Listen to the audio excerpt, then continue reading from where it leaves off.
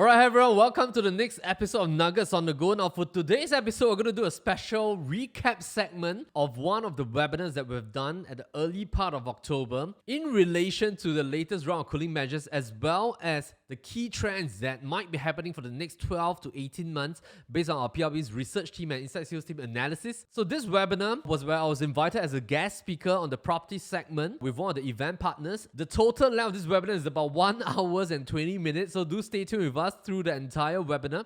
1 hour 30 okay, Severs just told me it's 1 hour 30 minutes. However, Severs has really broken down everything part by part into various timestamp segments. I think you can also jump to the particular segment that you're keen in, but it'll be good to start from the front because everything that we've spoken about is in relation to the entire property market. Especially, I think a lot of you have concerns about the latest round of threshold implementation that was back in 16 December 2021, plus the latest round whereby the stress test has increased from 3.5% to 4%, as well as the 15 months cooling off period if somebody were to downgrade from a private property to a HDB apartment. So we're going to talk about all these new measures together with the rest of the analysis than the latest chart that we have came up with by our research team.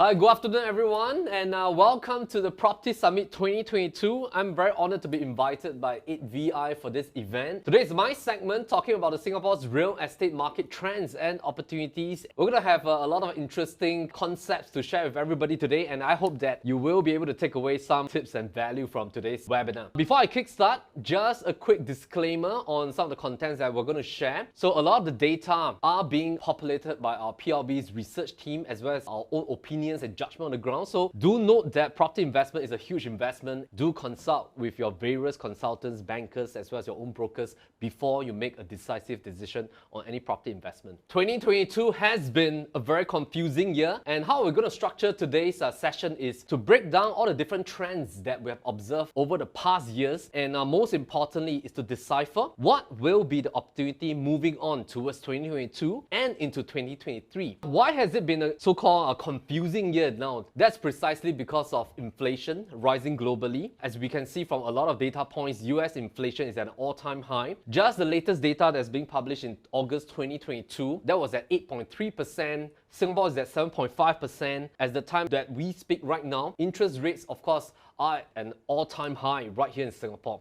So just deciphering some of the news that we have crafted over the past month is that in the latest month, mortgage rates are also entering into the new era where some of the banks has already removed their fixed interest rate. So what is going to happen in the real estate market in Singapore moving forward? I think a lot of people are of course a little bit worried, and of course they are contemplating of whether they should enter into the market right now or they should adopt a wait and see kind of approach. There's also a lot of news about this, and of course this is the one that we just mentioned about UOB and DBS seizing fixed rate home loans for now. And of course Singapore is closely linked to the US market. So when US Federal Reserve, they just announced about their latest 4th consecutive round in terms of interest rate hike, this has been of course the impact in the market, and whatever that is happening in the US market, it will then translate almost directly into the Singapore market because our interest rates are pegged pretty closely to what actions of Federal Reserve have in the US. Now, of course, this is a chart that I think a lot of people have already seen. This is now the very sharp rise in terms of the federal funds rate,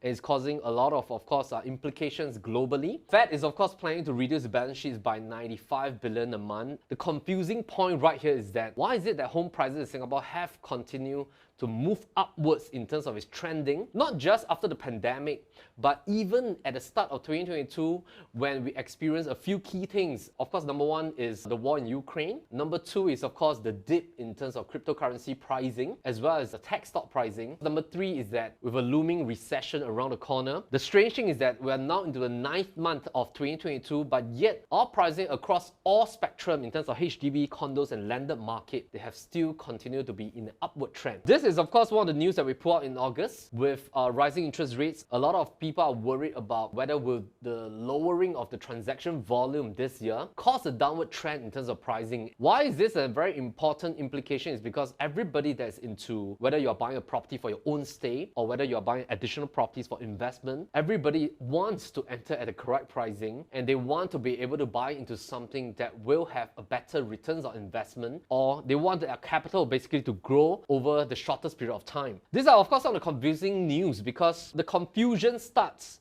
when there are this kind of macro factors, but at the same time, condo prices still continue to go up, and this is already the 24th straight month. In fact, as we move into August and September, price index is still on the upward momentum for private properties. HDBs, of course, has also followed suit. HDB pricing has also increased quarter on quarter, month on month. These are some of the key trends that are happening right now. Is that the strange part about some of the new launch pricing is that OCR and RCR pricing are getting very close to the CCR pricing momentum, and later we will decipher this together. New launches has been performing very well. In fact, over the past month, if you look at the amount of percentage sold at Sky Eden, Amo Residences, and of course Lentor Modern, it has really satisfied developers' confidence in terms of bidding for more land, and later we'll also talk about that as well. Whether is there a supply kind of issue or is there more of a demand kind of momentum in the market. En bloc is also surprisingly back. Later we'll share one very interesting chart talking about the en bloc season and really how to look at future trendings moving forward. So en bloc of course has came back pretty strongly at the start of this year. In recent bids for government land sales, we can also see the level of developers' confidence along with the amount of bid and bid pricing. Now, the most surprising part has been the local rental prices. This has really taken a lot of investors by surprise. It has also been a comfort factor for existing property owners.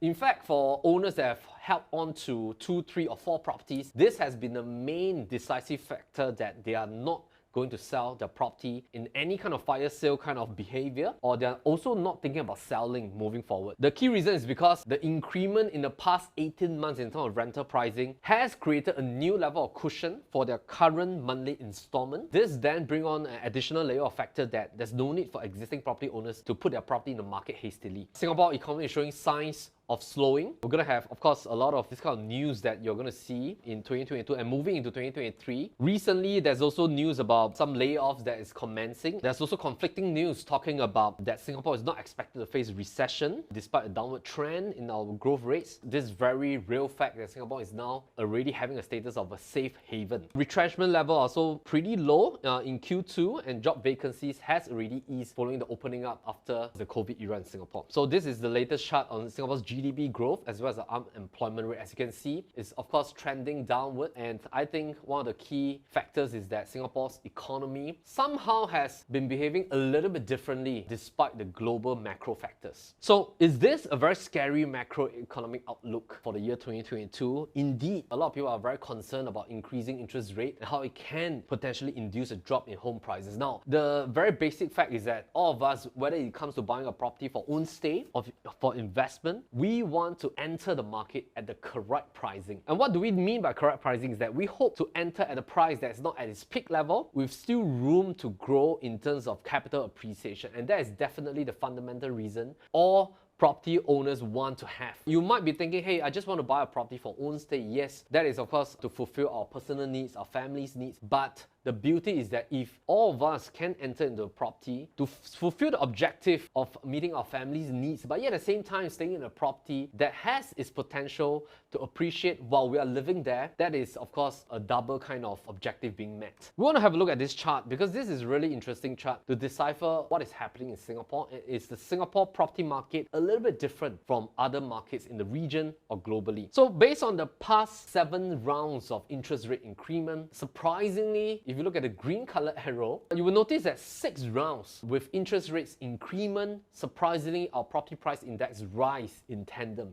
There's only 1 round, and that was during the Asian financial crisis 1996 to 1997, where there was a drastic increment in terms of interest rate, thereby where we see close to about 11% dip in terms of our property price index. Now you might be wondering, why is it that Singapore behaves a little bit differently even with different rounds of increment in interest rate, prices rise? Of course, we are not showcasing the gaps right here because when interest rate dips, most of the time prices rise as well. So you might be wondering, why is it that when interest rate drop, everybody is asking me to buy properties? When interest rate increase, everybody is still asking me to buy properties in Singapore. So how should I think about the property market in Singapore, and how should I react whenever interest rate changes? Why is it that globally a lot of people are very worried about high interest rate? Now the key rationale is because globally the natural behavior whenever interest rate increase, price will definitely plateau or price will start to see a downward kind of pressure. This is because every time interest rate increase, the buying power of purchases drop, and that's a natural reaction. However, in Singapore, why is it that it behaves like this? This is something that we want to investigate and we want to deep dive a little bit today. Now, the key rationale is, of course, going into the breakdown as well. Interest rate increment usually affects buying power.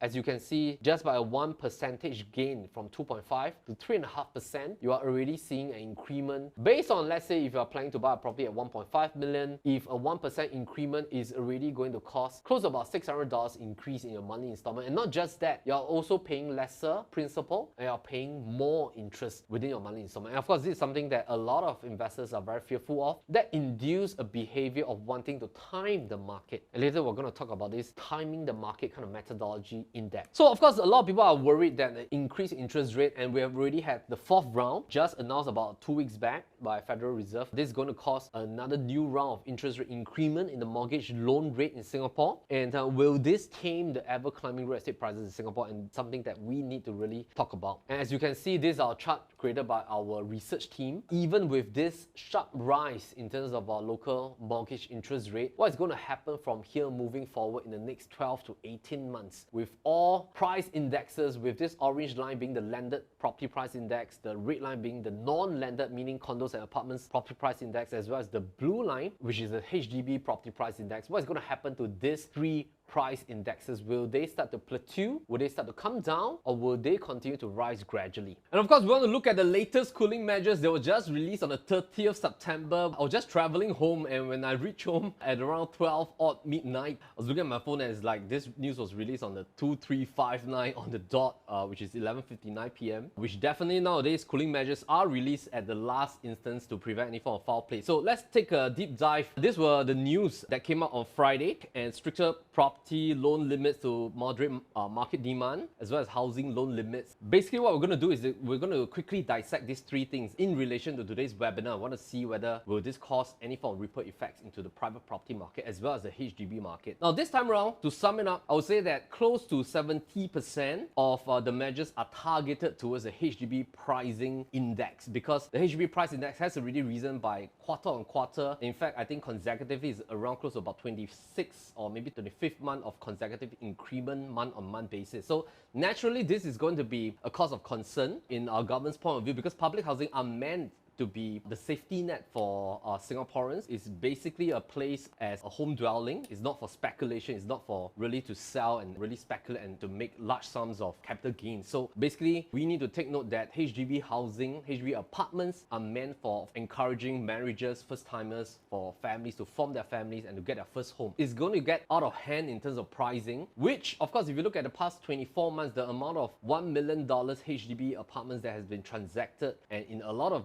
new estates already. Just recently, of course, our team transacted one of the first $1 million property in Bedok. This is naturally, I think, a cause of concern for our government as well in terms of the way that prices are moving. Number one is the TDSR stress test increase, and that pertains to MSR as well. And naturally, I think in terms of home buyers that are planning to buy a private property, they will want to see what impact will this have. Second and third one, largely targeted towards the HDB market. Let's have a look at the possible ripple effects very quickly. Now, TDSR, the stress test has now moved from 3.5% to 4%. Now, what is the stress test? Just a quick recap was that TDSR was introduced back in 2013. Now, if you were to look at this chart, TDSR, when it came out in 2013, it caused a major shift in the market. Now, we did an episode on Nuggets on the Go. If you've not seen it, you can go to our Propertylimbrothers YouTube channel, click on the Nuggets on the Go playlist. We explain very in-depth on what has the 2013 TDSR caused in the market, not just in the temporal kind of fashion for basically quite a couple of years before it recovered, but it shifted the way developers built properties, because it shifted in the new era where we are in right now, whereby the quantum is extremely important, because developers have to build properties that suits a certain kind of quantum, that suits the buying buying power of audiences and home purchasers because of the new TDSR implementation. Basically, in the past, when you purchase a property, MAS didn't have that regulation for banks to really go in depth into checking in terms of credit check, in terms of how much credit card loan you're servicing, how much car loan you're servicing. But after the TDSR implementation, basically, in terms of car loan, in terms of your personal debt, in terms of bank loans, before banks will issue out loans to you for your mortgage, they will do a thorough credit check on your credit bureau kind of status. 2013 caused a shift, and you can see all segments has a downward shift, and that took place close to about until from 2013 to 2016 before everything so-called went uphill from 2016 for the past 6 years. We need to take note of these 3 events because just in December last year, TDSR has a new implementation whereby there's a threshold shift. So take note that this stress test is not the threshold portion. So in TDSR, there are 2 components. The first component is the threshold was shifted from 60%, which was from 2013 until 2021, to 55%. That means in terms of, let's say you are earning $10,000 a month, the banks will only take it that you are earning $5,500 per month to assess your income and loan eligibility for your mortgage. Now, this 3.5% stress test is the underlying component to bedrock your loan. Basically, is to bedrock your affordability in the event if, let's say, the interest rate on the surface level were to rise to this level, the banks and MAS know that your income is able to sustain up to 3.5%. So take note that threshold is on the surface, stress test is at the bottom. So why is it that MAS wants to raise this stress test, there's the bedrock at the bottom, to 4%? The key reason is because interest rates are rising. As mentioned, Fed has increased interest rate by 4 rounds, and moving into 2023, very likely we're going to see interest rate to continue to rise, which is why you see all this news in terms of interest rate increment. This is basically to increase the stress test level and the sustainability level to ensure that in the event if interest rate will increase to 4%, the home loan borrower can still sustain the monthly mortgage. So this is a prudency check, which is a good measure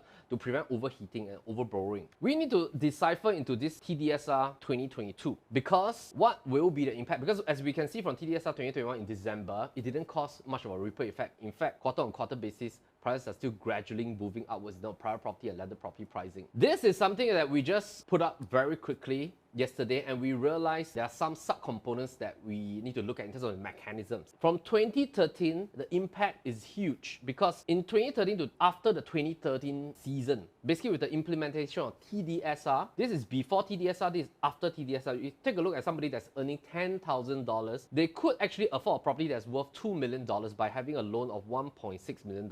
After TDSR was implemented in 2013, basically their loan ability dropped to 1.336 if they were earning $10,000 and they are age 35, taking a 75% bank loan and loaning for 30 years. Basically, the dip happens over here in terms of their property purchase price ability. Their property purchase price ability instantaneously dropped from $2 million to $1.78 million. Last year, December 2021, basically with the adjustment downwards of 5% from 60% or 55% in terms of TDSR over here, from 60 to 55. Basically, that did cause an 8.33% drop in loan quantum. Compared to 2013, that was about 9 years ago, it causes a 16% drop in loan quantum. But this time around, last year, it causes a drop in 8.33%. However, the market was not cooled yet. Even. Now, this time round, basically with this stress test increment for additional financial prudency, this will then cause a 5.94% drop in terms of loan quantum. So over here, we have tracked all 3 for people earning $10,000 a month, $15,000 a month, $20,000 a month, assuming they're age 35. And with the new stress test of 4%, basically they are going to see that in the past, before basically 30th September 2022, they could have loaned 1.22 million, but now they will only be able to loan 1.152 million, which will then dip their quantum affordability from 1.63 million to 1.53 million, which is about 100,000 drop for somebody earning 10,000. Will this cause basically a ripple effect? Basically, if you do head back to this episode, we have also talked about how TDSR has affected unit size. And before we head on to the second one, basically to round it up is that this percentage drop is in all contexts pretty minute. Now, why is it minute? Is because if let's say we look at the amount of property transactions and we look at quantum basis, this technically will not affect buyers that are going for larger quantum, because on the ground level, of course, we need to deep dive into certain statistics. Homeowners that are buying landed property, sometimes they are not even taking up to the full 75% loan. Some landed buyers, they are down paying 50%. Some, they are even down paying with additional excess and balance in their CPF OA account, even after they fulfill the 25% down payment. Now, this reduction, of course, naturally will mean that home buyers that has been maxing out their loan, they will have to down pay more, or they will have to shorten or slightly decrease their purchase. But will this really cause an impact in the market? This is something that we need to observe for the next 6 to 12 months. But definitely, in terms of larger quantum purchases for buyers with higher holding power or higher purchasing power, if they're already buying a $2, $3, $4, $5 million condo, they're buying a landed property, I seriously think that there's not much impact in this category of purchase price. Now, if we are talking about smaller quantum purchase, then yes, it will have an impact naturally for maybe first-time private property buyers. Maybe they're buying something in the quantum of about 1.5 million and their income is just to that nice extent to be able to stretch to this limit. Naturally, they are going to see a slight dip in their purchasing power. So largely, this might happen in the OCR region if they're buying something with a lower quantum, maybe $1 million, $1.5, $1.8 million kind of range. But it's also being countered by the fact that OCR has a lot of pent-up demand right now because of the rise in the amount of HDB upgraders over the years. And we're going to look at some of the data of the HDB upgrading market later. So in short, we think that this round, though it causes a 5.94% drop in terms of loan quantum, it should not have a very huge impact. We think that this entire round of cooling measure for 30th September is really targeted at the HDB market, and we're going to look at the effect right now. So this second one is actually quite, I would say, a mid-impact kind of measure. Now, the key reason is because the amount of audiences is going to be reduced, and we really need to see what is going to happen in the next 6 to 12 months. So basically, anybody that wants to downgrade from their condominium or landed, they want to buy a HDB. And take note that when you want to buy a HDB, you have to dispose of every private property you have in Singapore and overseas. All residential properties have to be disposed. You need to declare and sign at the HDB when you bought it. So this is going to create an impact. What kind of impact? We have to look at it. Now, take note that HDB mentioned that if you are buying, and let's say if you're buying 4 room or smaller and you're above 55 years old, then you are not affected by this. You can buy immediately. In fact, the natural trend is that, let's say a couple, they are above 55, they want to buy a 4 room, they usually will go and buy first, then they will sell it. Because the current rule is that once you buy the HDB, you have 6 months from the completion to sell your private property. So they will naturally buy first, then they will take their time to sell. So they're not in a rush. It's a nice transition. They can buy, then sell, and then move over.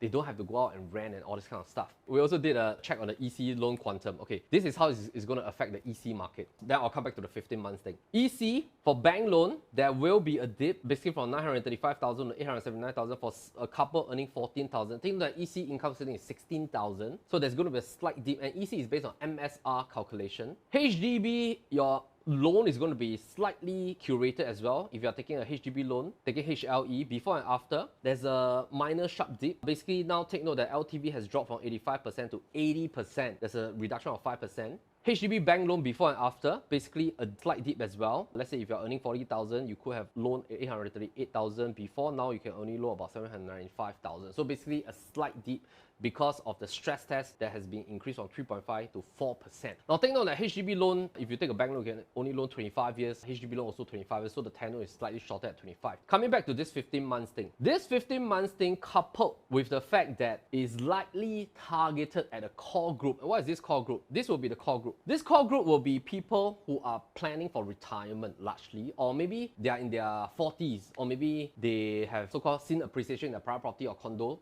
or landed, and they want to just pay off HDB and maybe retire and have debt-free and things like that. It can also be linked to the fact that our government could have a lot of data that the bigger HDBs are really hitting a lot of high price movement. Technically speaking, I would say is the 5-room EA, EM properties, and very likely this audience might see a drop in the amount of audience that are buying this type of properties, because this group now is not allowed to buy this type of properties anymore. So technically speaking, this group of audience will basically see an impact of loss, because let's say the landed and condo downgraders, they will now be stuck because they cannot buy this category of properties. What might happen is that if, let's say, I'm willing to wait, let's say me and my wife, we are 55 and we really want to pay off a huge executive maintenance to retire. Let's say we have a landed property, we sell off for $5 million, I want to pay off for $1 million and keep $4 million for retirement. What's going to happen is that I might bite the bullet and rent, or because I think that I now need to pay additional rental to wait for this 15 months, I might pass on that rental cost and factor into my current private property.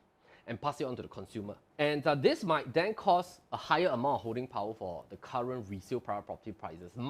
This is just our own estimation. Of course, there's currently no data on that. This might also create another set of so-called behavior, in the sense that landed owners might also think about this as a hassle, and then they might think that I might just buy a condo and not buy a HDB because I don't want to wait for that 15 months. It's a little bit of a hassle. If I'm a CCR condo owner, maybe I'm holding to a property for about $4 million, fully paid, I might just think that, hey, instead of buying an executive apartment of $1 million, I would just buy maybe a $1.8 million condo, and then I would just pay it off. So I might then go for a condo option. Rental prices, because they will definitely shoot up, whether it's a HDB or private, because of the rise in demand for this. It will add on and fuel into the rental market. This audience might see a dip in terms of demographics of category buying 5-room E and EM. And of course, all types of HDB will definitely lose this audience largely. Why is that so? It's because this 15 months period is actually not 15 months, it's actually 24 months. It's too long a waiting period for maybe for a huge category of people. Let's dissect it. On the surface, it looks like 15 months, but actually, if you dissect the entire home purchase and sale process from selling a private property, and the completion period is 3 months, usually this period, owners will already be looking for their replacement home, which is their HDB flat. Now, in this case, if they're willing to wait for that 15 months, they have to successfully sell off, complete it, 15 months. Of course, we're waiting for a little bit more details to see the calculation, whether it's from completion date, exercise date, and things like that, which we need a couple of days to really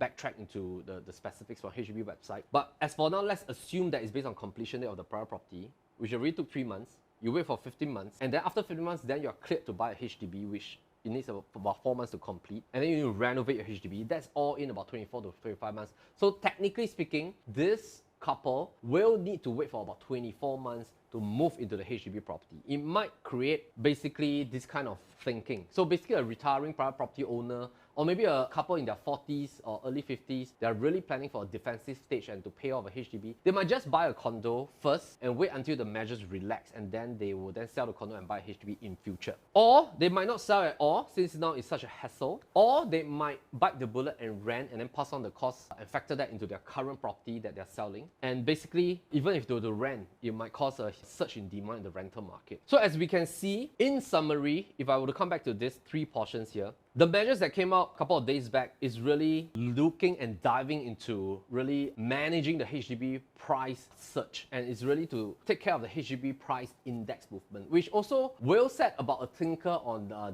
today's webinar that we're looking at, because we're going to talk about parking your capital in an asset that has one of the higher potential to move up if you have the financial prudency to do so. So we're going to continue on, and let's have a look at the next slide. The risk of recession might also cause some selling pressure. We want to look at what is going to happen. After this first introduction, we will talk about methodology first, and then we will talk about opportunities as well within all these macro factors. This is the Singapore GDP growth rate. However, our Singapore Ministry of Trade and Industry still expects our GDP to grow in 2022 for the rest of this year by about 3 to 5%. Of course, recession in Singapore is likely to be delayed by 2 to 3 quarters, if it even happens at all. So we really need to monitor and see. So what should be the strategy moving forward for real estate in Singapore, especially if you are now in the midst of contemplating of whether should you hold on to the current property or properties that you have? Based on my understanding, today we have an audience that is comprised of some of you owning currently your HDB apartments, some of you are already having your condominiums and apartments holdings, you have already perhaps sold your HDB apartments, and some of you already are owning landed property. So for today's context and today's audience, what we're going to do is that we're going to share strategies that will hopefully suit every single one of you. We're happy to discuss forward on the next steps as well. Investing in property depends really on your investment methodology. I'm not going to share some hard truths in the market, because you will usually hear 2 kinds of advice in the market whenever you wish to speak to somebody to just get some advice on whether should you invest in real estate today, should you hold on and not do anything and monitor the market further,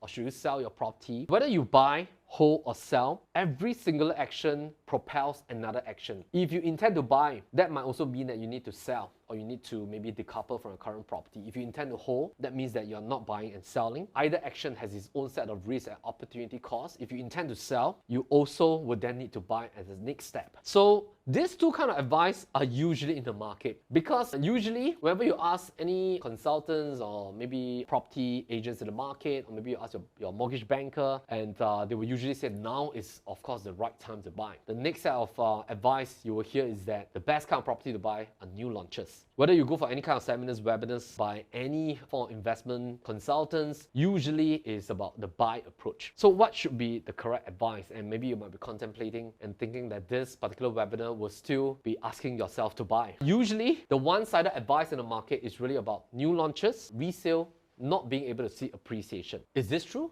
or is this not true?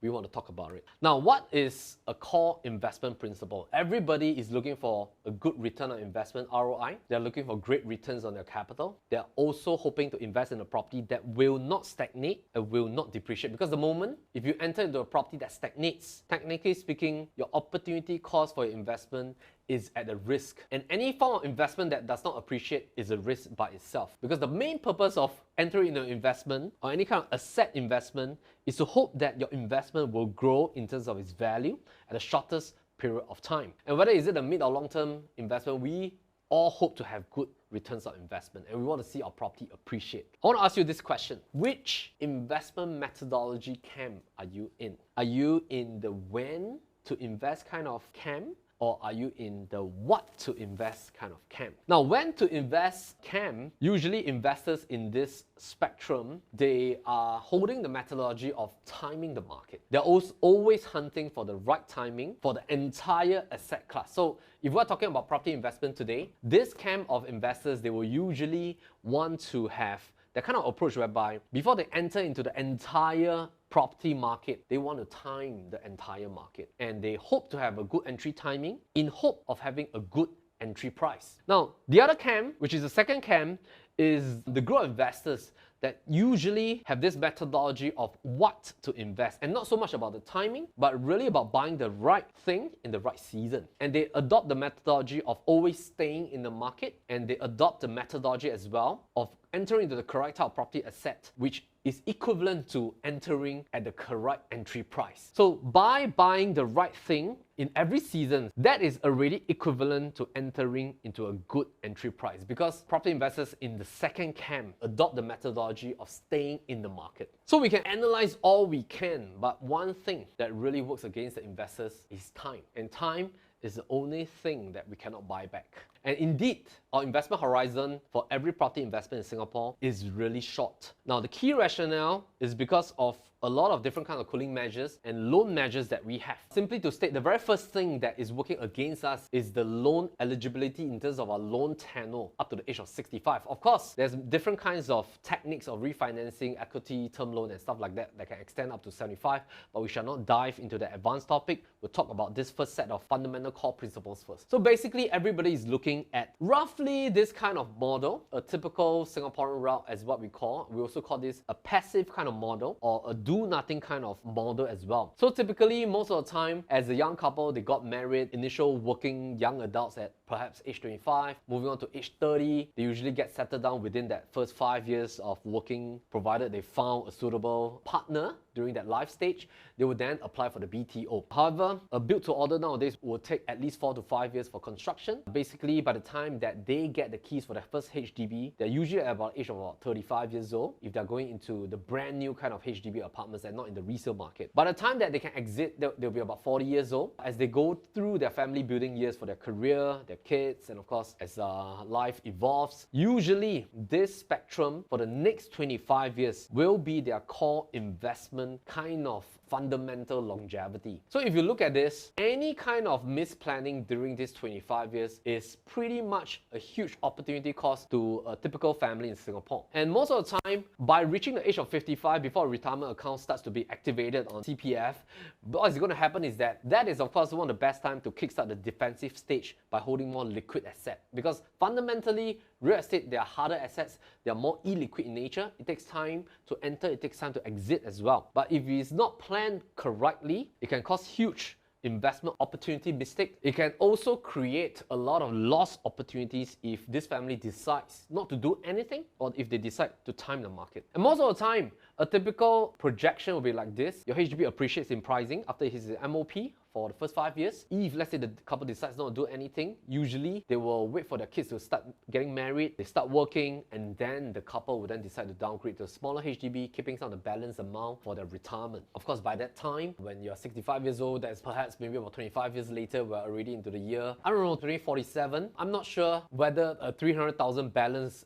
in this example is basically enough for a retirement of about 20 years to go, with average Singapore life expectancy averaging at about 82 to 85. Timing the market in our context is playing with fire. And why do we say this? Because while we're timing the market, thinking about should we sell and hold, maybe we go and rent first and not buy anything, or should I do nothing, basically don't enter the market first while trying to think about what is going to happen next in the market, or should I sell, stay with my parents first, and then I want to wait for 2-3 years and see whether should I enter in the market later on, waiting for a recession to happen. What is technically happening is that while we wait, it is eating into the years of tenure that we're eligible for borrowing. This typical method is really fighting against inflation. Inflation is happening year on year. It's also fighting against our own age. Our own age has huge implication because that will translate into higher borrowing costs, higher installment, and a lesser tenure. So just an example about this 3 different entry age. If somebody would choose to enter into a private property at age 35 versus 45 versus 55, we're going to see though this investor is buying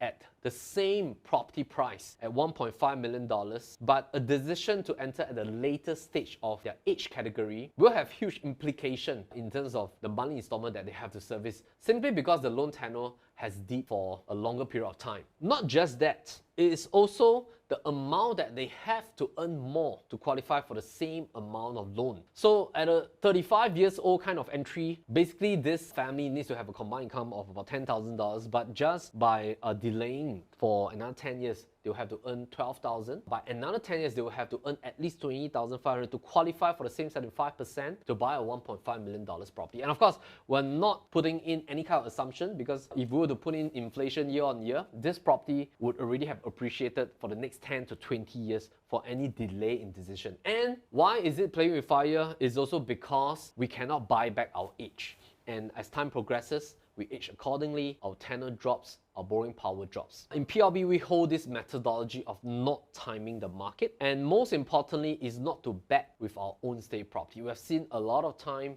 when clients come to us, they have previously gotten different advisors from different people, and perhaps some people have advised them to sell and maybe wait and to time the market, hoping that the prices will come down. But after about 24 months of renting, they realize that they're being priced out of the market and come to us for help and see what they can do to enter back into the market.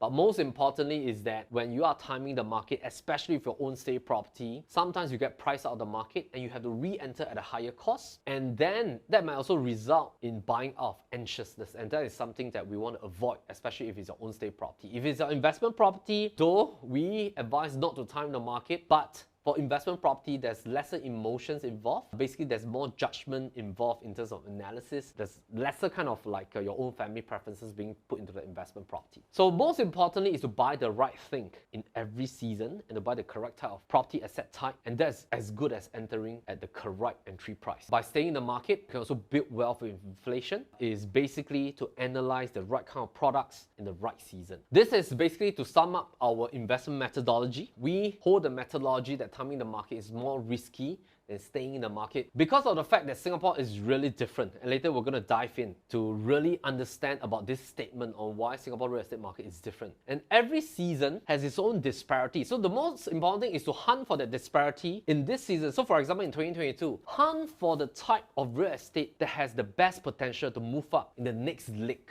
in the next 12 to 18 months, rather than staying out of the market, because every season, everything moves differently. And different types of properties takes turn to move. Certain properties will move up first, and then in the next season, that type of property becomes the next leg to move up in conjunction with this first type of property moving upwards. Later, we're going to talk a lot about this. Most importantly is to buy the right thing in every season and to always hunt for disparity and to not exit hastily, because when you exit and enter, take note that every entry and exit you have a total cost of 6%, because when you exit you have to pay, of course, agency fees, professional fees to your broker to market the property to its fullest potential, and then when you re-enter you have to pay another 3 to 4% of buyer's stamp duty plus legal fee and things like that. So every exit and entry is 6%. So do not exit hastily, and you need to enter with wisdom, and we need to enter with a lot of research that's being done. We use a combination of these 4 tools basically to quantify and to make sense of the numbers. This is so that we do not need to depend on the bull market to exit, and we can enter with certainty by staying in the market, and we also have an ease of exit by really marketing the property to its fullest potential. So this is our overall investment strategy and methodology. One of the tools that we developed in 2022 is this very interesting tool that is being fed with data every quarter or on a month-to-month basis whenever there's fresh data available, and we call it our own proprietary tool. It's a combination of tech and analytics. It's called our MOAT analysis. So it has 10 different factors. It's basically to help our property investors and buyers to make sense and compare all the 2,600 properties in Singapore, because sometimes it can be quite daunting to compare projects based on regions, based on districts, based on micro district. You perhaps have already shortlisted about 5 to 10 properties and you want to really compare their scoring, and this is how we help our clients to make sense of numbers. So what kind of properties should we hold to be ready for 2025 to 2030? Why is it that I indicated here 2025 to 2030? Because something is going to happen in 2030. This is not a new kind of news. This is already old news, because this news was released during 2013 on the plans for population, and we want to talk about this because we need to think about what kind of property should we hold now to be ready for 2025 to 2030. Everybody is looking at these 4 types of properties in Singapore, but for today's context, we will talk about these 3 types of residential properties, because I think this is what you want to be answered the most. Landed, condos, and HDB, you will notice that in terms of the price movement, they seem to be in sync with one another after a certain period of year due to the cooling measures and the new behaviors of policies that has already created new buying behaviors and selling behaviors in Singapore. We want to look at demand and supply push and pull factors, because whatever macro factors is happening globally and in Singapore, and micro factors happening in Singapore, they translate into movements in demand and supply in the property market. Very importantly, macro factors, everybody knows that right now Singapore is of a safe haven status. In fact, when we share with our clients that one of the key rationales of buying property in Singapore is because if we don't buy our own properties, a lot of foreign investors and foreign buyers, they are aiming at our properties consistently. On a global level, everybody is looking to park their funds and capital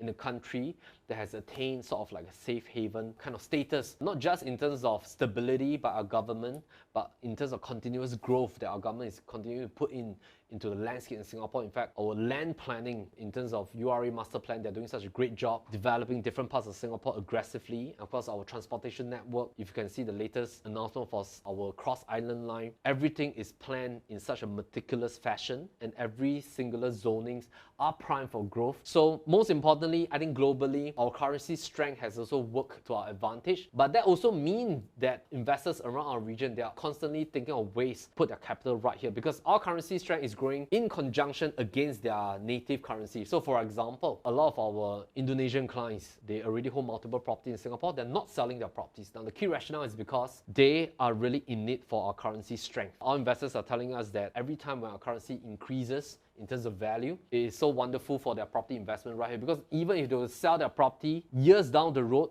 at the same entry price that they enter into the Singapore property market, they're still going to make a gain, because when they convert back to their own native currency, that is a gain in currency strength for them. External, internal factors, I'm going to separate for you in terms of macro, in terms of micro. Macro factors, strong, because Singapore is a safe haven right now, great store of value as a country, and we want to dive into the micro factors, because that would then help us to decipher the behavior right now and the possible behavior in the next 12 to 18 months. So answering back this question, what kind of properties that we want to hold is very dependent on the demographics that is going to happen in the next 5 to 8 years. And by 2030, very likely this is going to be attained with about 6.9 million in terms of population.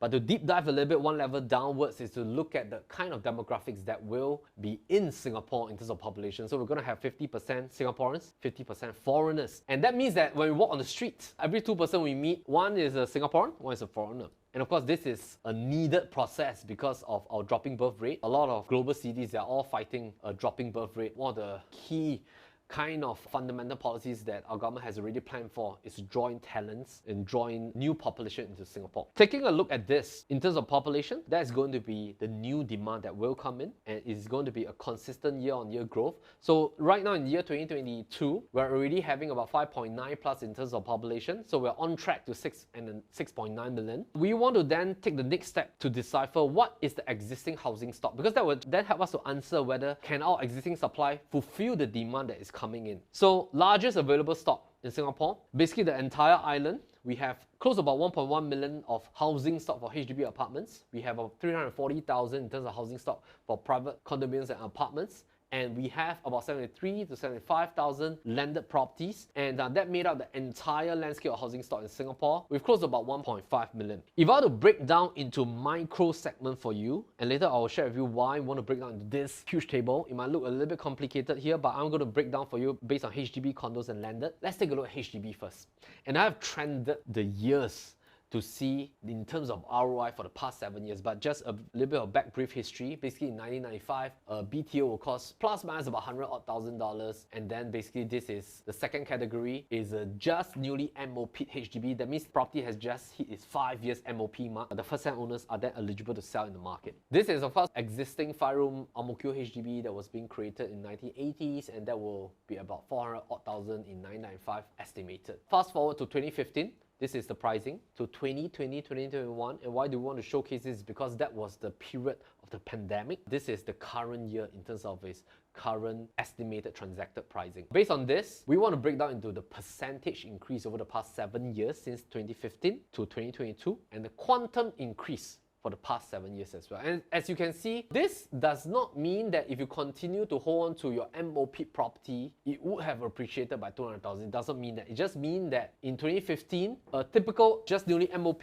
property will go in the market for about 500,000. A typical 2022 MOP property that just hit its MOP, 5 years fresh out in the market, will be at about $700,000 in the OCR district. Why do I have this disclaimer? Is because MOP HDB behaves a little bit differently. Because if you are in a new estate, for example, if you are in, let's say, brand new town in the northeast, your property just hit its 5-year MOP mark, and you decide to delay the decision to sell in the market, and you want to wait for another 2 years. What might or might not happen in the next 2 years is that there will be fresh clusters of MOP HDB that will hit its brand new 5 years. And most of the time, newly MOP 5 years HDB, they will definitely be the cream of the crop to be able to attain the best pricing because they are the newest kid on the block.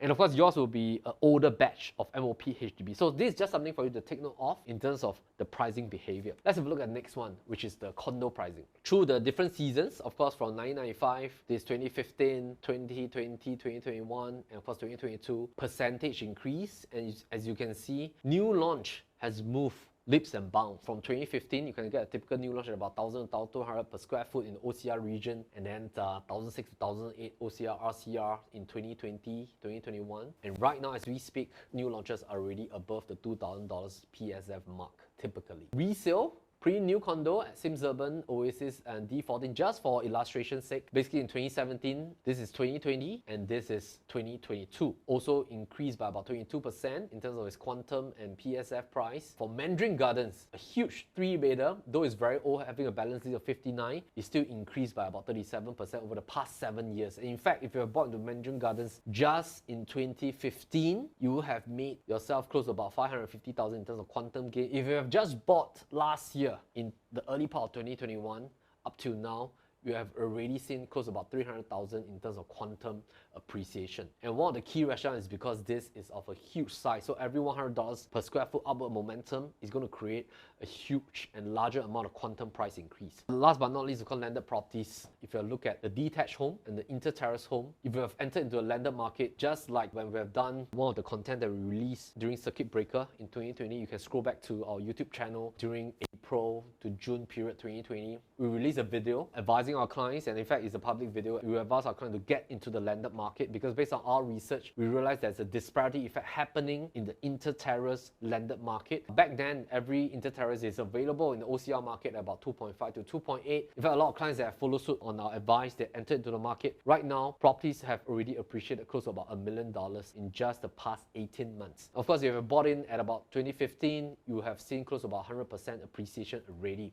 Detached home, of course, naturally appreciation is bigger because of the bigger size, and we're talking about the freehold and 999 years landed properties. So all in all, what does this tell us? This tells us, in combination, a little bit about insight about what kind of property will perform at a faster and a bigger quantum ROI rate. And that is important because if, let's say, if we have the financial capability to do so, if we have the borrowing ability to leverage on property being a healthy investment, and furthermore, if it's going to be the property that you are living in, but yet allowing your capital to grow, or the profit from your previous investment to lump into this current property, then this gives us a little bit of insight on what kind of residential property should we park our capital in, because that will basically be one of the largest opportunity costs that you need to look at, because going back to that portion that we talk about, our investment horizon is largely limited for the next 10 odd to 20 over years. So coming back to the population chart, these highlighted boxes will then signify a little bit more insight as well as we go further and further into this seminar. Condominiums having only 340,000 in terms of its supply, which is about 20% of all housing stock in Singapore. This is the only category that has an international audience. So Singaporeans are allowed to buy, and in fact it's a Singaporeans' aspiration to want to upgrade to a private property. PRs are allowed to buy,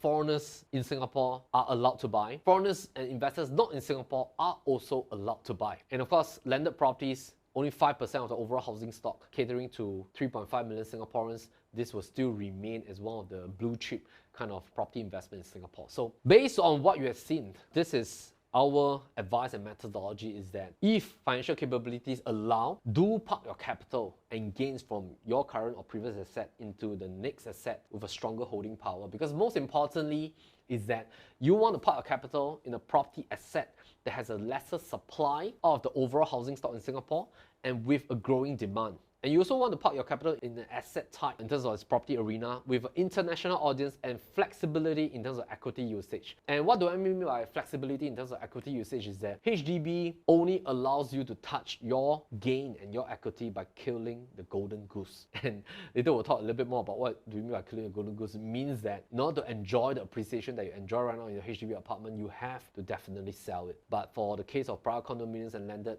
you don't really have to sell a property to enjoy its equity. So we'll talk more about that. Some micro factors as well. I want to dive deep in. This whole spectrum of cooling measures, it has created new behaviors, and we're talking about brand new behaviors. And this is one of the key backdrop about why Singapore property market is vastly different from the rest of the world, because we have close to about 12 to 13 rounds of cooling measures being priced and packaged into our price indexes. That means that our government has additional tools to resuscitate the market in the event if, let's say, anything were to happen drastically to the property prices in Singapore. So it means that at any point in time, if there's going to be a potential sharp dip, government can always release out the cooling measures to resuscitate the market, because we already have 13 rounds being priced in all the way since the Lehman Brothers season after 2009. And you see this dip here. Basically, this dip was being created by that new cooling measure. In fact, one of the most drastic cooling measure, which is the 2013 TDSR cooling measure. That instantaneously affected everybody's borrowing costs. It took a while for everybody to get used to the new measure. Basically, after this season, everything started to go uphill. We also have some brand new kind of behaviors in terms of the departure of landed pricing with condo pricing. In fact, this is what we call the chasm gap, and later we'll dive into it. As you can see right now, what is happening in the HDB, condo and landed market is that they are quite in sync in terms of movement. We also realize that most Singaporeans right now, they own their homes. Now, in fact, globally, this is already a fact that is well known for many years. Singaporeans, in terms of owning properties, we are a nation with close to about 90% home ownership rate. We also see an uptrend in terms of increase in proportion of own stay buyers over the years. Holding power has become stronger with cooling measures. This was a research done by Morgan Stanley a couple of years back. There's only data up to about 2017, but this trend has definitely continued. And in fact, holding period has strengthened. That is a key result of this new thing called the blackout period. So the 3-year seller stamp duty for all residential property in Singapore has created this blackout period, meaning that everybody now buy with a pre-concept and a pre-ability and a pre-knowledge of holding your property for the next 3 years. Because if you were to sell a property within the next 3 years, you're going to be taxed with the 12%, 8%, and 4% of seller stamp duty within the first 3 years. So everybody is now buying into residential properties. Firstly, with the ability to pay 25% down payment. Secondly, with the ability to pay another 4% of buyer stamp duty. Thirdly, with the TDSR being scrutinized, of course, by banks and MAS to make sure that you have financial prudency for loan. And fourthly is that you already buy in with the thinking that for the next 3 years, I'm not going to sell my property, because I would definitely hold for more than 3 years before I think about selling. So this blackout period has then created a sharp dip in terms of property investors selling their properties within the first 3 years. And we also realized that in terms of net cash versus debt, Singaporeans' household have very high holding power per household. In fact, this has escalated over the past years as well. Housing portfolios are also not overexposed to housing. In fact, we are sort of in a very safe zoning, and an average of 58% basically overexposed to housing. So this has then created new behaviors in the market, because Singaporeans became the most active buyers over the past years with the introduction of cooling measures. And as you can see, this is what we call our Singapore's MOAT. Why is Singapore's real estate market different from the global real estate market? Is because we have a huge moat that is protecting basically the demand and supply kind of relationship. It's also creating constantly new groups of buyers in the market from the BTO and resale HDB market. A lot of families, after having and enjoying gains and appreciation from the HDB properties, their BTO properties, they have new aspirations to upgrade to the OCR market in terms of condo and apartments market, and then after that RCR, CCR, or even into the landed market. This is basically a bottom-up approach from within Singapore, and the gains from HDB allows Singaporeans to upgrade. In fact, the trending of households moving to private properties has already increased over the years, with the percentage of residents living in the HDB dipping gradually over the years. If you look at this is also a very interesting chart. In 2022, only 4% of condo and apartment purchases are by foreigners. And that means that if you look at the total amount of Singaporeans and Singapore PRs, they form the majority, 95%, that buy into properties over the past years. And that has been the main trending over the past 3 years, since 2020, 2021, 2022. What does this tell us is that Singaporeans ourselves are the largest group of buyers, and we are the main people that is supporting the market locally. This demand created within is a strong proponent and a strong stability in the entire market. Lesson: new foreigners buyers, coupled with this fact that existing foreigners are not selling, also created a new behavior. So let me just deep dive a little bit here. Is that why are existing foreigners not selling? Now, very simply, every foreigner that's holding on to their property, or for example, a foreign buyer that has already purchased in the Singapore property market in the last couple of years, or maybe in the past 10 years, or just last 3 to 5 years, their motivation to sell is very low, because the moment they sell, they cannot buy back. Why is it that they cannot buy back? It's because the moment they sell, they'll be taxed with the latest round of ABSD, which is at a very high rate of 25%. So basically what's happening is that if, let's say I'm a foreign investor, I hold 3 residential properties. The moment I sell one property, I want to reinvest back into the residential market, I'm demotivated to do that. I'm demotivated to sell, because the moment I sell, I'll be taxed with a fresh latest rate of ABSD, and that is at a very high rate right now. So technically what is happening is that foreign investors, they are holding on to their properties, and we have clients, of course, with multiple properties in the CCR, RCR market, or even the OCR market, they are not selling. And even Singaporeans with multiple properties, they're also facing a demotivation to exit from their current residential properties, because the moment they sell, they cannot buy back. Now, this has then created in a higher holding power of condos and apartments. It has also reduced the amount of resale supply in the market. If we look at the separation in terms of the demographics of condo units already owned by Singaporeans and foreigners, this is the breakdown of the 340,000 condo apartment units in Singapore in terms of the relationship of Singaporeans and foreigners and PR. And if this group of investors are demotivated to sell, what's going to happen is that most of the properties that will change hand will belong to this category, and that then created kind of reduction in terms of resale supply as well. Land was also not released quick enough. Just have a look at this chart. There was a plateau period over the past 2 years. Perhaps GRS was controlled quite tightly. We have also seen in 2022, government started releasing more land for GRS because the amount of demand, pent-up demand from developers and buyers are picking up. The market expects prices to appreciate. What is going to happen for the rest of 2022 is really, as mentioned at the start of this seminar, is that it's going to be confusing. But I hope that now that you have a better understanding of the external and internal factors, you will then have a better understanding on the stability and the status that Singapore property market now have. We want to dive into the next segment. which is the opportunities for you by segmentation. And these are the 4 segments in terms of what you can potentially consider, provided that it suits your needs of your family, if it's your first property or if it's a replacement home, if it's your second, third or more properties moving forward. It really depends on your real estate goals and of course your investment quantum. We want to then touch on the last portion, which is to share with you a little bit about some of the case studies that our clients have, and hope that that can allow you a little bit more insights as well. Parking your capital into non-landed OCR and also potentially the CCR market. And why is the downside limited? What is happening in the OCR market right now is that there's this disparity effect that's forming. Disparity effect is also a kind of research into deciphering what has created a gap. What do I mean by this? For example, when you see a certain type of property move up in terms of its strength and speed, what might happen in the next 6 to 12 months is that the next closest category might also leverage on this movement upwards. We call this the disparity gap. So the moment that we start to detect a disparity gap, that is a sign and signal that there might be a next leg up of movement for that substitute kind of product. By substitute, I don't mean that that property is so-called like inferior. Basically, we're talking about the next better option for the property buyer. What might be the new demand that might pour into that next category of property? So for example, when we detected that in 2020 at the start of the COVID season, that inter-terraces is going to move upwards. What happened in 2021 was that we detected that cluster housing will be the next leg upwards, and then we released a couple of videos to share with our clients that this is the next category to look at, because this has already moved up. This will then move up because some of the buyers will be priced out of the inter-terrace pure landed market. They will then have to look at cluster housing as an alternative if they want to have space, yet at the same time they want to have that kind of landed living. And at the same time, families that want to have a little bit more facilities and basically they want to have pools and gyms and stuff like that, they will also look at bigger properties like the penthouses as well as the 4-bedders. That has been the onset of the disparity effect. Looking at this, what is happening basically in the OCR market is that in terms of demand, there's a lot of pent-up demand over the past seasons.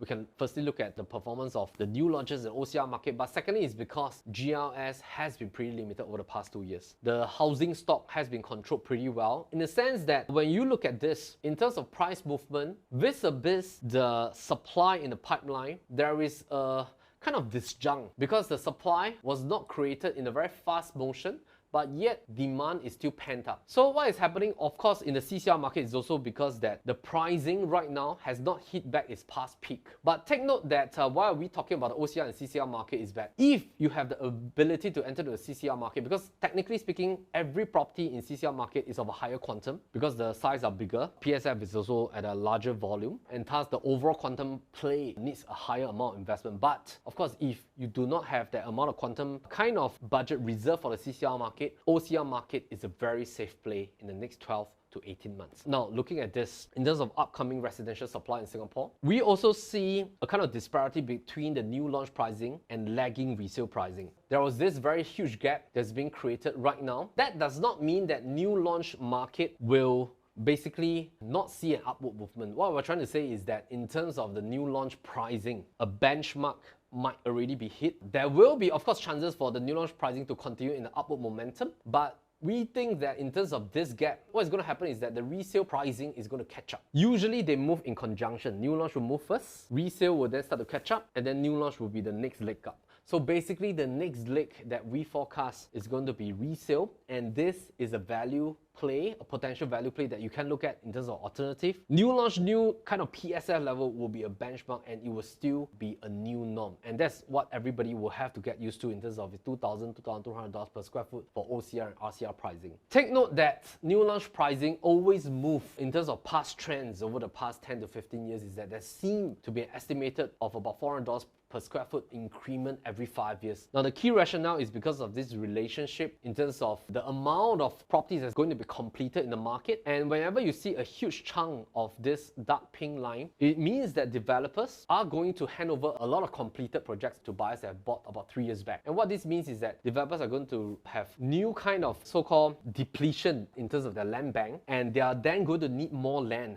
to top up the land bank as well. And that's the key rationale that you see 2022, 2023 being the en bloc season right now. Last but not least, landed market. Now, landed market, in terms of store of value, it is strong because of this chasm that has been created over the past 11 years. So the past 11 years, we noticed that the landed market, in terms of the price index and the condo market, has not touched. Now, what does this mean? This means that basically from this moment onwards, because of the cooling measures, with the amount of deep from foreign investors' money into the Singapore real estate market, Singaporeans themselves, or Singaporeans ourselves, have looked at landed property as a harder asset compared to non-landed. Now, this is also not saying that non-landed residential are an inferior product. What is this saying is that landed market forms the top tier as a harder asset, as a higher level of store of value with a higher, stronger holding power. Next tier will be the condos market. And this is actually a very healthy signal, because from this, we know that based in Singapore, just based on local demand, this is basically the culture and preferences of property buyers and investors. Compared to the past, where there's a huge amount of foreign investors, you see that the residential for non-landed is actually at a higher tier than the landed market. We want to talk about this final portion, which is our PLB Signature Strategy. So there are a totality of 8 strategies that we usually adopt for our property investors and buyers. Today, we're going to share with you basically just one of the 8. We're going to share with you the homeowner's journey strategy. And what is the homeowner's journey strategy? Basically, this will then help you to decipher whether should you buy, hold, or sell. Because this being the typical route, as in a passive route, in terms of utilizing your capital and your gains that you have already made in your first property, we think that it is basically a better kind of protection strategy if you were to reinvest that capital from, let's say, if you are holding onto a current HDB apartment into a private property, for all the host of reasons that were mentioned at the start of this video till now. And this protection model is basically to reinvest your capital that you have already parked into a HDB property and the gains that you have made over the past years. And take note that if you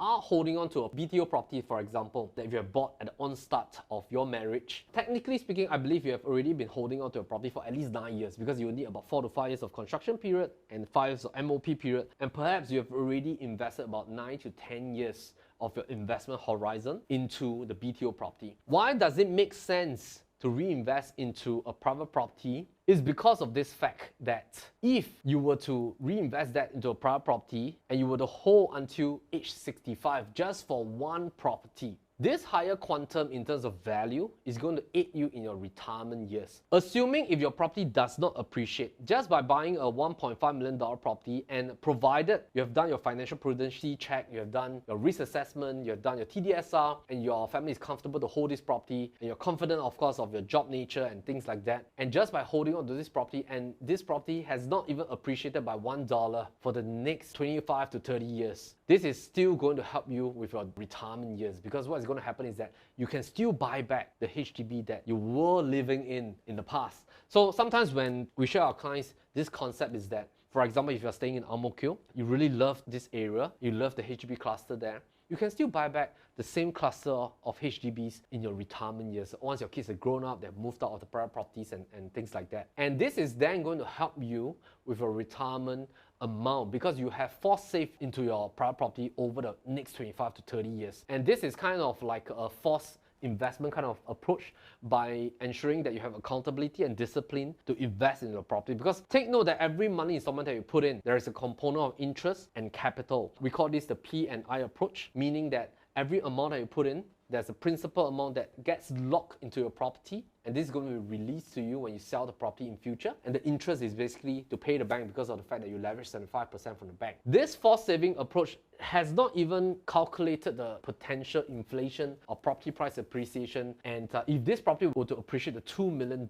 what's going to happen is that you're going to have a higher amount of retirement over the next 20 to 30 years, compared to the first approach whereby you have to depend on your HDB property. And take note that the largest competition for HDB apartments is HDB themselves, because year on year, the amount of BTOs that are being released to the market is of a higher volume than what is being released in the private property market on a year-to-year basis. So take note that your HDB apartment is always facing stiffer and stiffer competition from new HDB MOP clusters that just hit 5 years, and from newer HDBs and BTOs that are being built on newer and newer towns. This statement is basically that you're always facing newer competition into the entire 1.1 million HDB in the entire market, compared to buying into something that has only about 300,000 in terms of condo and apartments quantity, or 73,000 landed in Singapore. So next is that usually the BTO route also will enter into a state of plateau because it will usually hit competition from newer MOP BTOs. And of course, just a quick example is that this is a HDB performance of the DBSS at Clementi, a very beautiful project. Over the first course of 9 years, it has hit a very attractive pricing for existing HDB owners to exit. Over the past 2 years, since 2020 to 2022, the amount of appreciation sort of has appreciated, but is not as fast as the initial appreciation. Take for example, if one of the HDB sellers have exited in the year 2019 and 2020 and reinvested their gains into sterling residences, this was the enterprise in year 2019. Over the last 3 to 4 years, what has technically happened is that sterling residences has already made a gain of close to about 400,000 in terms of quantum appreciation. Of course, in terms of PSF appreciation, that's about $400. So if this family were to reinvest, take their gains from Travelers and reinvest into a 3-bedder right here in sterling residences, the amount of gain will be much more than if they were to have stayed put, because this gain right here over the past 2 years was at about $30,000, but here is about 400,000 in terms of total quantum appreciation. Now next, of course, we have the expansion model into 2 properties. This is of course having and settling 1 resale property. Of course, this is investing into a rental property, for example. Basically, just to share some of our clients' journeys with PLB before we end today's seminar. I know that I'm a bit overrun already. So basically, the first case study was a client that was contemplating whether they should unlock their paper profits from the Pinnacle at Duxton BTO. They really want to reinvest their capital gains into a property with a higher capital appreciation. So what our team did was that they planned for the family's timeline and transition into the next home, and we started to kickstart the sustainability and affordability test, something that we do for every client that on board with us. Basically, this journey has also went through the MOAT analysis route to decipher what should be the right kind of investment that's very suitable for this family's needs and investment needs as well. We then decided and basically journeyed them and streamlined some of the choices, and eventually they selected through the MOAT analysis and some of the couple of choices into the 3-bedder at Sterling Residences in the last transaction right here. Of course, our clients have not sold their properties yet, but on paper, in terms of gain, if they were to exit from a property or to release it through some refinancing option or equity term loan options, they will have already made a potential gain of $400 to $500 per square foot. This is our client that we just shared the case study on. Second case study basically is one of our clients that was thinking about whether should they cut their losses for one of the previous property that they have bought into. This was property in Tanah Merah. Of course, that was the season whereby there was a lot of cooling measures implementation, TDSR implementation, and what has technically happened was that it has created in quite a fair bit of unprofitable transaction within the property itself. So we're not saying that this project is not investable. What we're saying is that every project been through different season, and this was just the season that has went through that route of a lot of cooling measures coming into play. It needs time for this project to recover first moving into the next 5 years.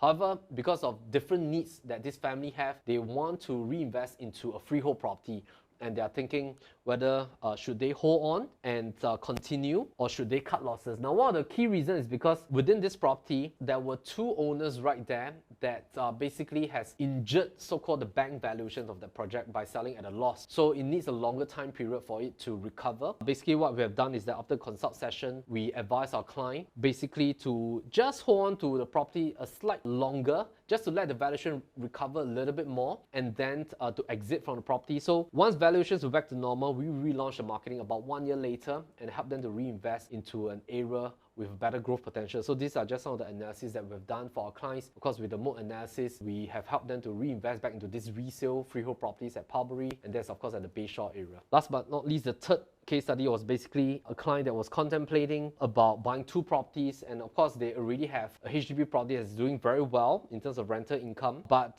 they were a little bit skeptical because they were being advised externally on buying and pushing into new launches. Though they love to buy into a new product, but they were a little bit skeptical about whether is a new launch suitable for them. But the advice that they're getting on the ground is just that new launches are always better, resale is not good, and thus they were a little bit worried about this kind of opinion. So they decided to seek our help through our consult team. And basically what we do right here at PLB is that we have a buyer consult session, and later we'll dive more into that. But we do a lot of checks into basically their transition in terms of timeline, in terms of feasibility, as well as financial consultation to make sure that they are able to sustain the investment moving forward. And most importantly is that to decipher whether is it more suitable for them to go into a new kind of product or to go to a resale product. So eventually, after doing tons of comparison, and of course a lot of different in terms of comparison between resale and new launches, and of course in PLB we have no objections whether is it new launch or is it a resale kind of property. Most importantly is that we want to look into the 10 characteristics that we always talk about within the MOAT analysis to see whether what type of new launch and what type of resale are most suitable for a particular family's journey or for a particular property investor. So it can be a new launch investment, it can also be a resale investment, or it can be a landed property. But most importantly is to hunt for the right type of property to invest into, and not really whether is it a new launch or a kind of resale property. So in the end, we're helping them reinvest. After deciding, they have decided to go into a new kind of product. Of course, they have seen gains over the past 2 to 3 years. Once again, before we end, our methodology is really about entering with certainty after going through the 4 types of investment methodology, basically our trifecta insights, real estate mode analysis, micro segment targeting strategy, as well as disparity effect. And most importantly, we believe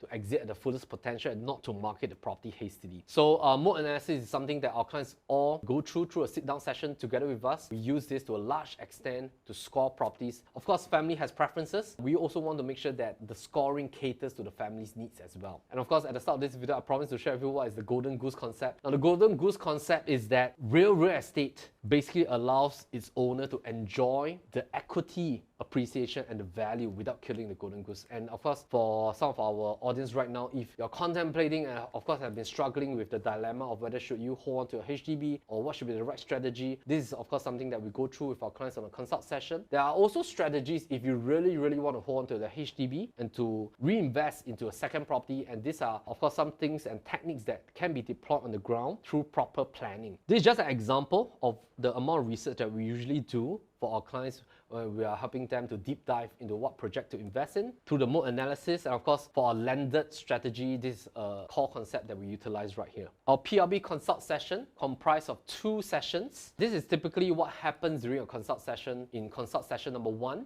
and consult session number 2. They usually happens for a 1.5 to 2 hour process. And at the end of both sessions, what's going to happen is that our clients usually will walk back with a full deck of the analysis being discussed. There's also a full financial portfolio plan for a property journey. You will have access to our PLB consultation team for ad hoc advice for a period of 90 days from the start of consult session number 1. What we usually do is that we will have to collect a $3,000 consultation deposit, and that is refundable once you have purchased your property with our PLB team within the next 24 months. And the key rationale is because there's going to be a lot of in-depth research work that's going to be customized for you and your journey. In the event if you decide to do a DIY approach to whether you want to invest in a condominium or landed or a brand new property from the developers, basically your investment is basically $3,000 for the preparation of your journey in terms of the analysis deck customized according to your financial portfolio. If in the event if you decide to head on proceed for the full consult session, there will be in-depth financial analysis that will be done for you. So we do need some of the numbers in terms of your income, in terms of your NOA, as well as your CPF utilization for your current properties and things like that.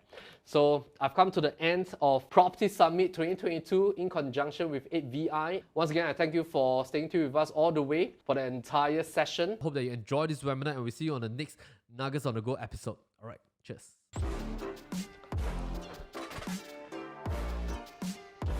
In September 20... October already. Yeah, September. 1st October, okay.